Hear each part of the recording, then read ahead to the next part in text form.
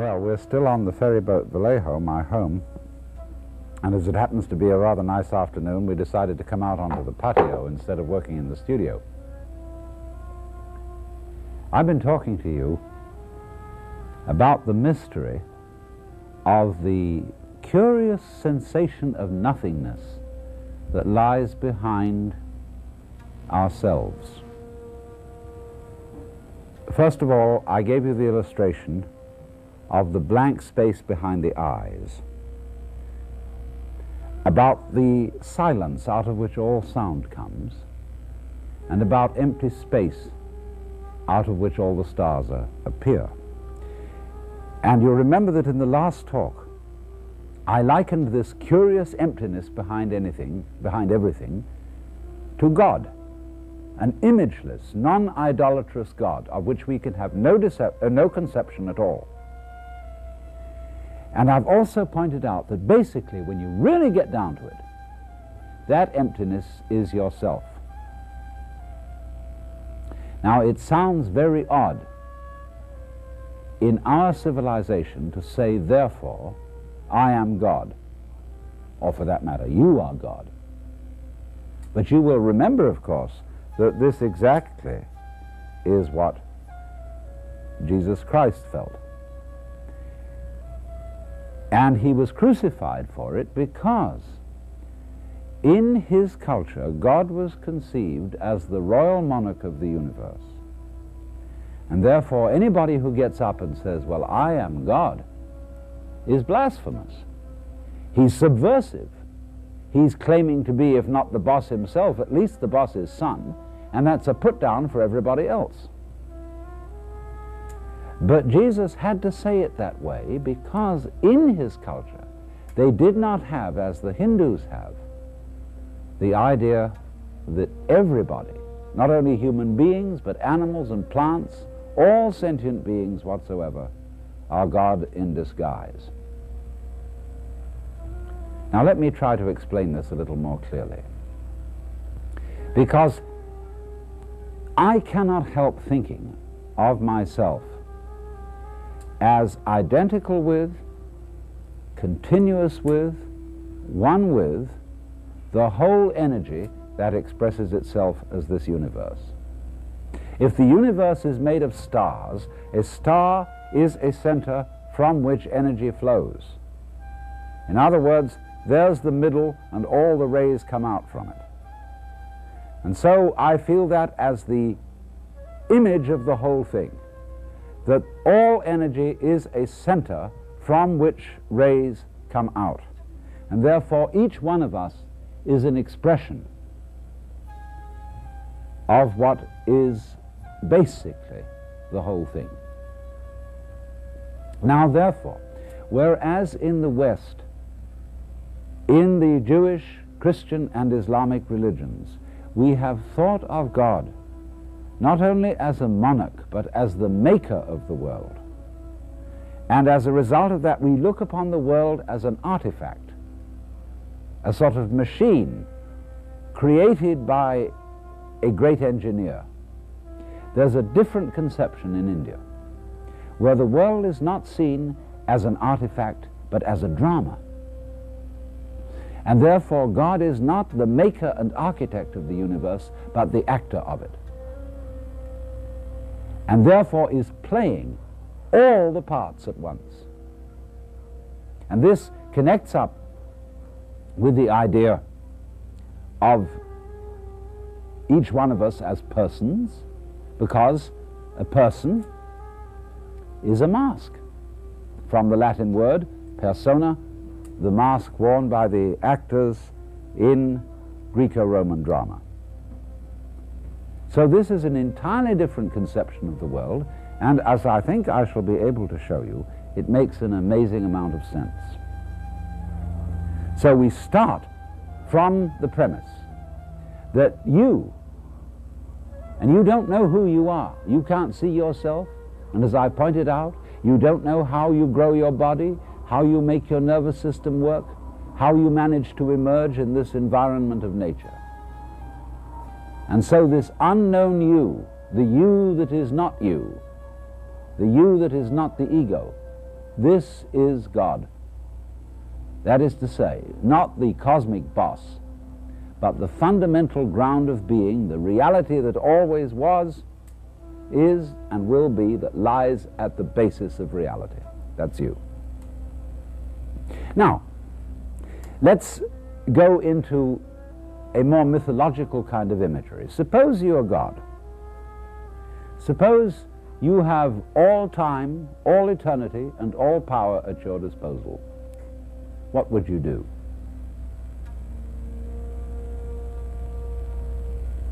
I believe you'd say to yourself after a while, man, get lost.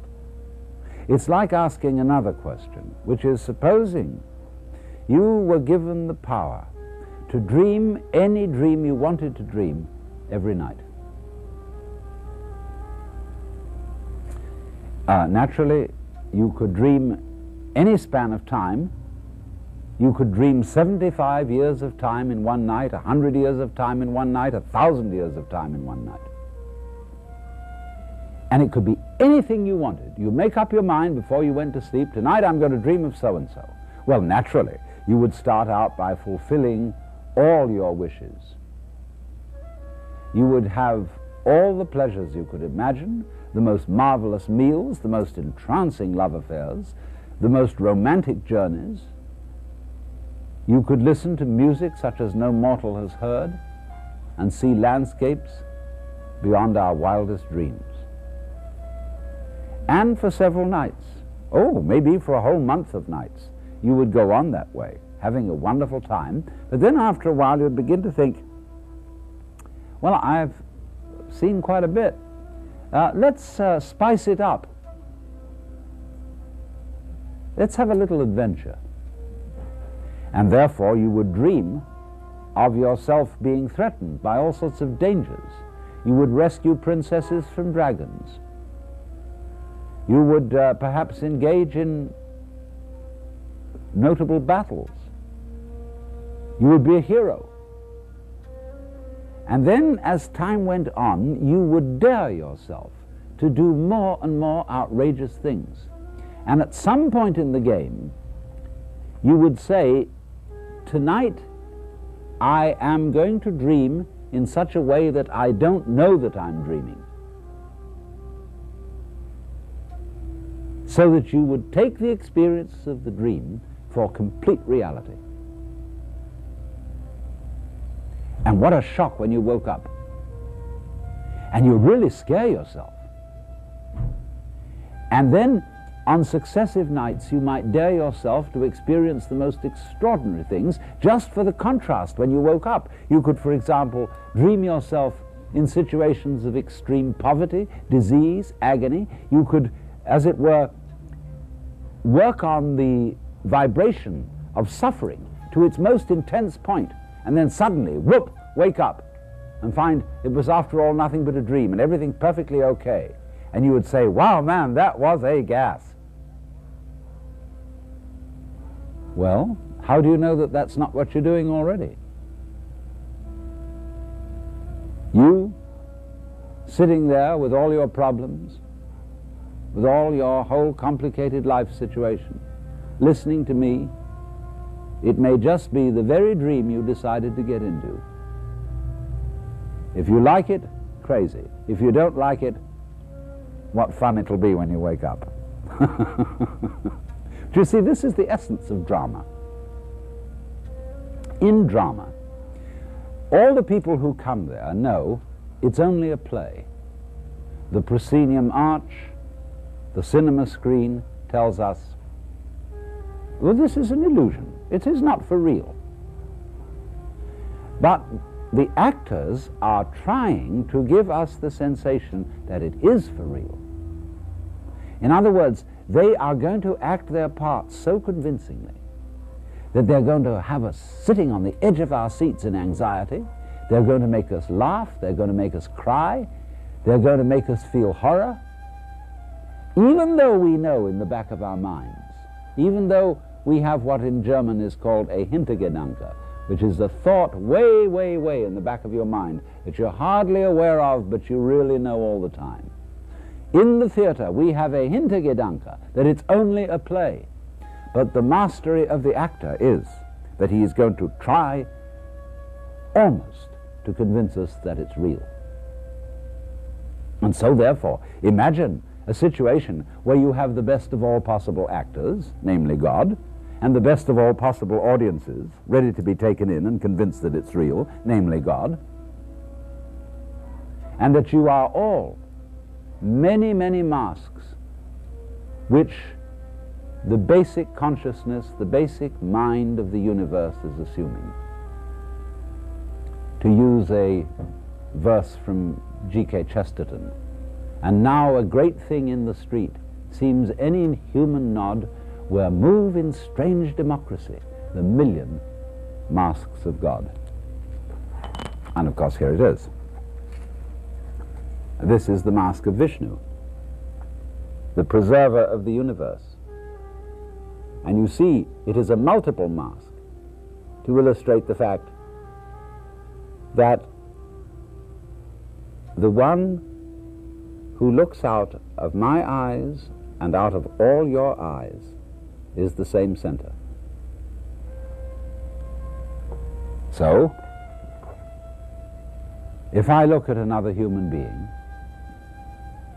and I look straight into their eyes, isn't that curious? We don't like doing that.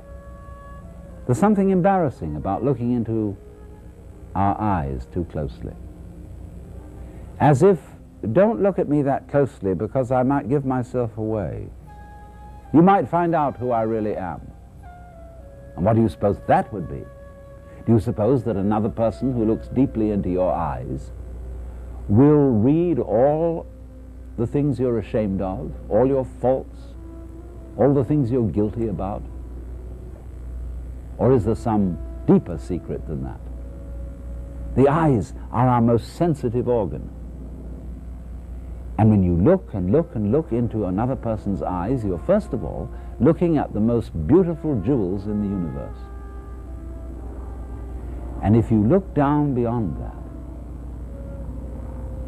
you see, of course, it's the most beautiful jewel in the universe because that's the universe looking at you.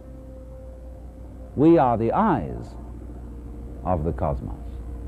So that in a way, when you look deeply into somebody's eyes, you're looking deep into yourself, and the other person is looking deeply into the same self, which many-eyed, as this mask is many-faced, is looking out everywhere. One energy playing myriads of different parts. Why? Obviously, it's perfectly obvious. Because if you were God, and you knew everything, and were in control of everything, you would be bored to death. As I said, it would be like making love to a plastic woman. Everything would be completely predictable, completely known, completely clear, no mystery, no surprise whatever. Look at it in still another way. The object of our technology is to control the world. To have, as it were, a super electronic push-button universe where we can get anything we want, fulfill any desire simply by pushing a button. You know, you're Aladdin with the lamp. You rub it, the jinn comes and says, "Salam alaikum, I'm your humble servant. What do you wish?" Anything you want. And after a while of that, just as you would, in those dreams I describe, decide one day to forget that you were dreaming, you would say to the genie of the lamp, "I would like a surprise." Or God in the court of heaven might turn to his vizier and say, "O commander of the faithful, we are bored." And the vizier of the court would reply, "O king, live forever, but surely out of the infinitude of your wisdom you can discover some way of not being bored." And the king would reply, "O vizier, give us a surprise. You know, that's the whole basis of the story of the Arabian Nights. Here was a very powerful sultan who was bored, and therefore he challenged Sherazada to tell him a new story every night, so that the telling of tales, getting involved in adventures, would never, never end. And that's, isn't it? Isn't that the reason why we go to the theater, why we go to the movies? Because we want to get out of ourselves. We want a surprise. And a surprise means that you have to other yourself. That is to say, there has to enter into your experience some element that is not under your control. So if our technology were to succeed completely, and everything were to be under our control, we should eventually say, we need a new button. In all these control buttons, we always have to have a button labeled surprise. And just so that it doesn't become too dangerous, we'll put a time limit on it. Surprise for 15 minutes, for an hour, for a day, for a month, a year, a lifetime. And then in the end, when the surprise circuit is finished, we'll be back in control and we'll all know where we are. And we'll heave a sigh of relief. But after a while, we'll press the button labeled surprise once more. So then, there's a curious rhythm to this, if you'll notice what I've been explaining, and this rhythm corresponds to the Hindu idea of the course of time and the way evolution works. And their idea is backwards from ours. First of all, Hindus think of time as circular, as going round. Look at your watch, after all, it goes round. But Westerners tend to think of time in a straight line, one-way street. And we got that idea from the Hebrew religion and from, in particular, St. Augustine.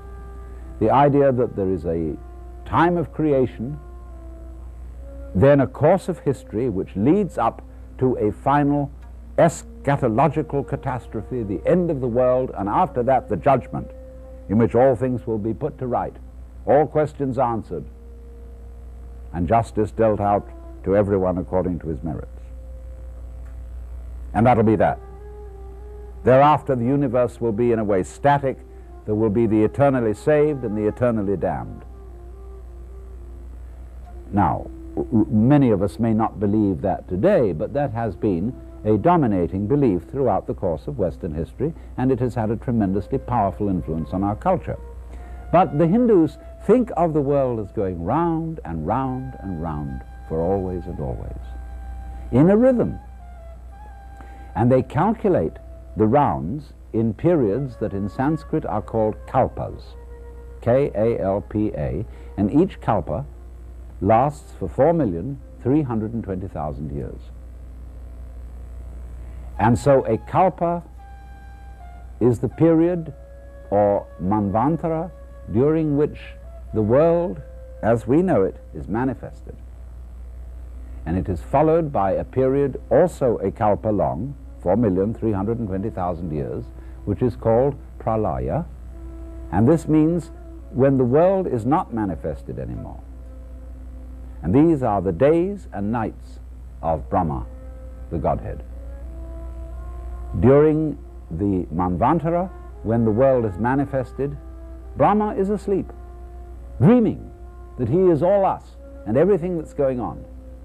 And during the pralaya, which is his day, he's awake and knows himself or itself, because it's beyond sex or anything like that, for who and what he, she, it is. And then, once again, press button surprise. And as in the course of our dreaming, we would very naturally dream the most pleasant and rapturous dreams first, and then get more adventurous and experience and explore the hot dimensions of experience.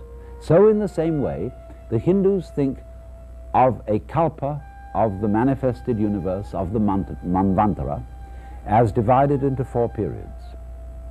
And these 4 periods are of different length. The first is the longest, and the last the shortest. And they are named in accordance with the throws in the Hindu game of dice. There are 4 throws. The throw of 4, the throw of 3, the throw of 2, the throw of 1.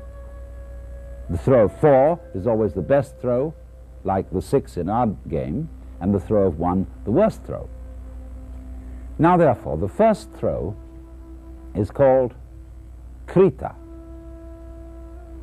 And the epoch, the long, long period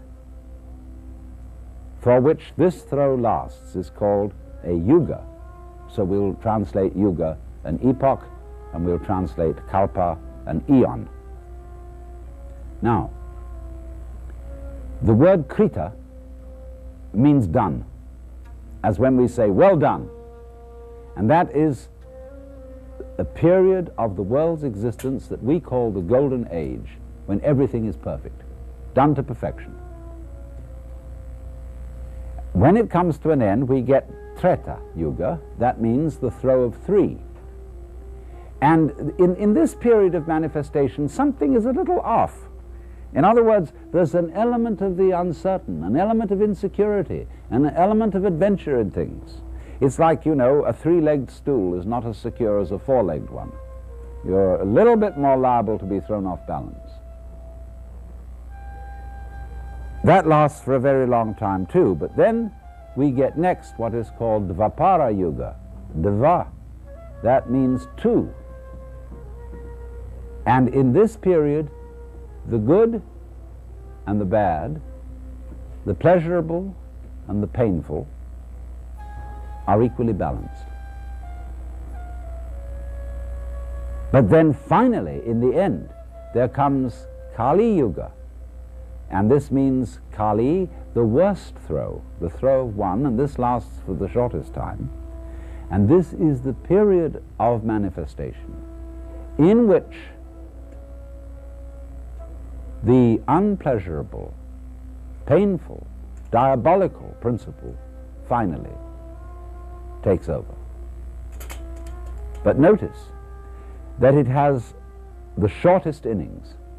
In other words, if you add up the periods of years which they assign to all the different yugas, you will see that the bad principle only has the stage for about 1/3 of the time.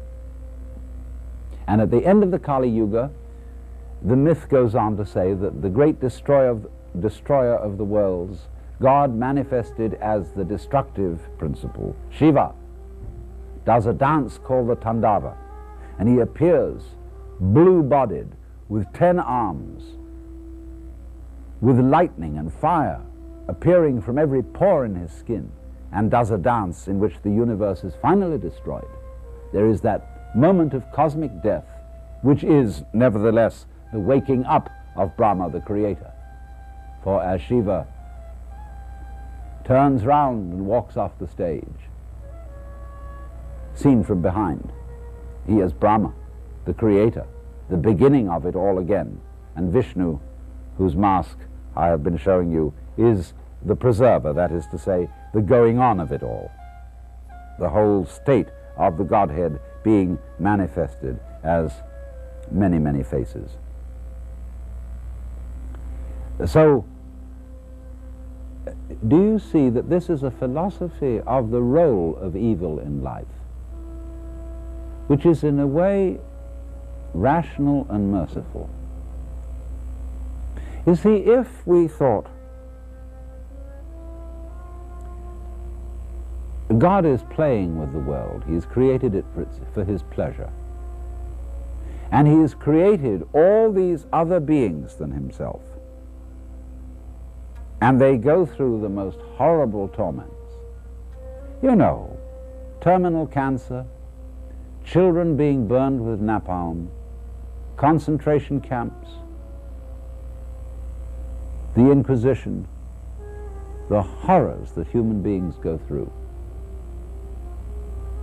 How is that possibly justifiable under any system where we say, well, some God created it, and if a God didn't create it, and there's nobody in charge, and there's no rationality to the whole thing, but it's just a tale told by an idiot full of sound and fury signifying nothing, then you're liable to say the only out is suicide. It's a ridiculous system. But suppose it isn't that. Suppose it's the kind of thing I've described to you. Supposing that it isn't that God has all these victims and is pleasing himself, showing off his justice by either rewarding them or punishing them. Supposing it's quite different from that. Supposing that God is the one playing all the parts, that God is the child being burned to death with napalm. There is no victim except the victor. All the different roles which are being experienced, all the different feelings which are being felt by the one who originally desires, decides, wills to go into that very situation. Curiously enough, there's something parallel to this in Christianity. Very few people know about it. There's a passage in St. Paul's epistle to the Philippians in which he says a very curious thing. He says, "Let this mind be in you, which was also in Christ Jesus, who, being in the form of God, did not think identity with God a thing to be clung to, but humbled himself, and made himself of no reputation, and was found in fashion as a man, and became obedient to death, even to the death of the cross." You see, here you have exactly the same process. The idea of God becoming human, suffering all that human beings can suffer, even death. And St. Paul is saying, let this mind be in you. That is to say, let the same kind of consciousness be in you that was in Jesus Christ. Okay, Jesus Christ knew he was God. Wake up and find out eventually who you really are. In our culture, of course, they'll say you're crazy or you're blasphemous, and they'll either put you in jail or in the nut house, which is the same thing. But if you wake up in India and you tell your friends and relations, my goodness, I've just discovered that I'm God, they'll laugh and say, oh, congratulations. At last you found out.